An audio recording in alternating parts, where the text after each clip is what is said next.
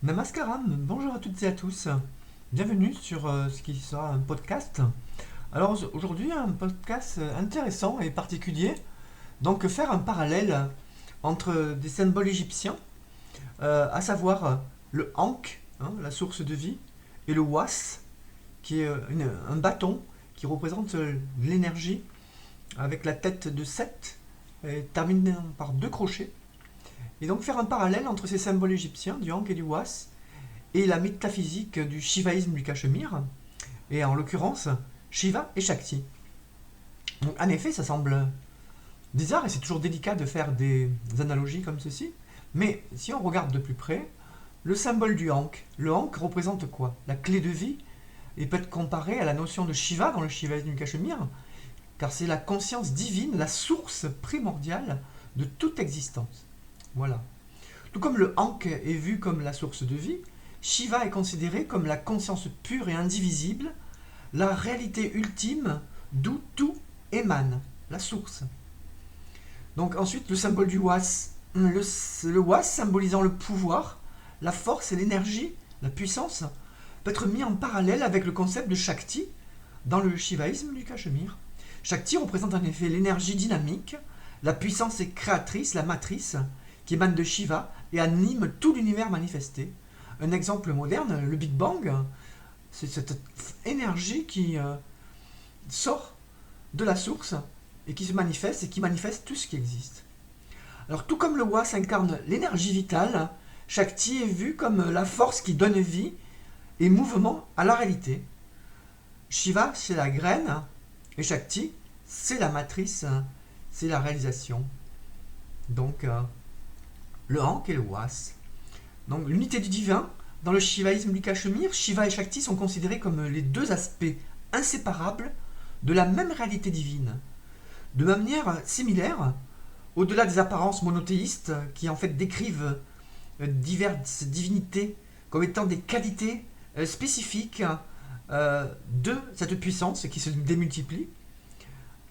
Dans le shivaïsme du Cachemire, Shiva et Shakti sont considérés comme les deux aspects inséparables de la même réalité divine, et de manière similaire, dans la tradition égyptienne, le Ankh et le Was sont souvent représentés ensemble, symbolisant l'unité du divin et de son énergie créatrice.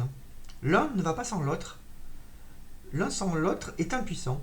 L'énergie ne peut pas se manifester, et sans énergie, le divin, l'unité du divin ne peut pas devenir multiple et créer. Alors la vision non dualiste, le shivaïsme du Cachemire enseigne une vision non dualiste de la réalité, où Shiva et Shakti sont vus comme une seule et même conscience divine. Cette approche non dualiste peut trouver un écho dans la compréhension égyptienne de la divinité, où les différents symboles et attributs sont perçus comme, en fait, les multiples facettes, autant de dieux et déesses, d'une réalité seule, unique, unifiée.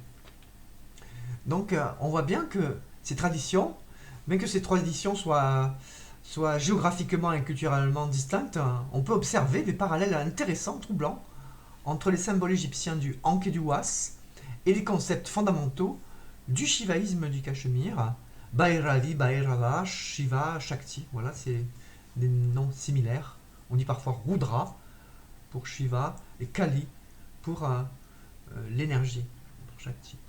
En particulier en ce qui concerne la vision d'une réalité divine, une et indivisible, source de toute existence et de toute énergie, et qui donne la stabilité et maintient la manifestation en continuité.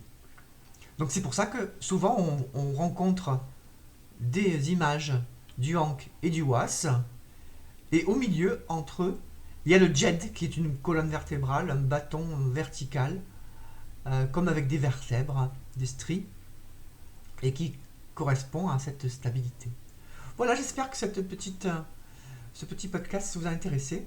Si vous n'êtes pas encore abonné à ma chaîne, faites-le, mettez un pouce, ça donne du soutien. Merci à vous et bonne journée. Que la source de vie guide tous vos pas.